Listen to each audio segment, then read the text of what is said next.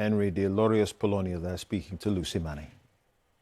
Now this is the city of NEOM, a futuristic development plan for the Saudi desert. It'll cost £400 billion and is being built by dozens of Western companies.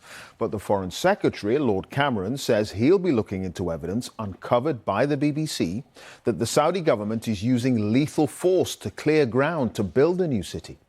It comes after BBC Verify and the BBCI investigation found the authorities encouraged the use of violence to evict villagers. Here's Merlin Thomas. This is NEOM. NEOM, Saudi Arabia's grand plan to transform the country and its image.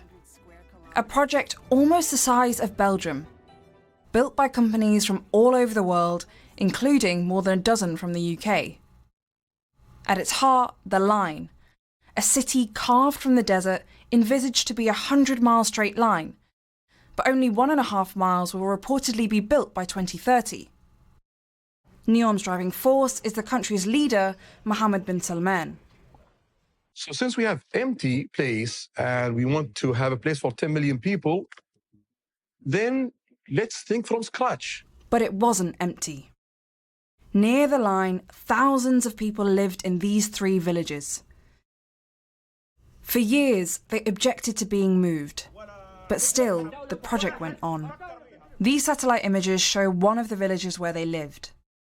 Homes, schools, hospitals have been wiped off the map. This former Saudi intelligence officer has been living in fear since he went into exile in the UK last year. He told us he was ordered to clear one of the villages near NEOM in 2020, and that security forces were permitted to kill those who refused eviction. The order said whoever continues to resist should be killed. So it licensed the use of lethal force against whoever stayed in their home. He says he dodged the mission, which went ahead without him. This is the aftermath. Walls littered with bullet holes. This man, Abdurrahim al-Huwaiti, refused to leave his home. Saudi forces shot him dead.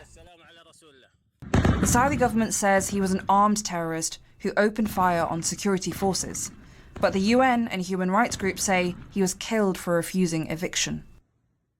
NEOM's grand plan also includes Trojena, a ski resort built in the desert. Andy Worth became its CEO shortly after the shooting. He repeatedly asked about the killing of Abdurrahim al-Huwaiti. He resigned after less than a year. It was clearly unnecessary. It was clearly murder. You don't accelerate human progress at the detriment of other humans. You don't step on their throats with your boot heels so you can advance. That's not human progress. The Saudi government and NEOM both declined to comment, but critics say the project has cost some Saudis their freedom and their lives. Merlin Thomas, BBC News. There's a warning over the rapid rise in cases of whooping cough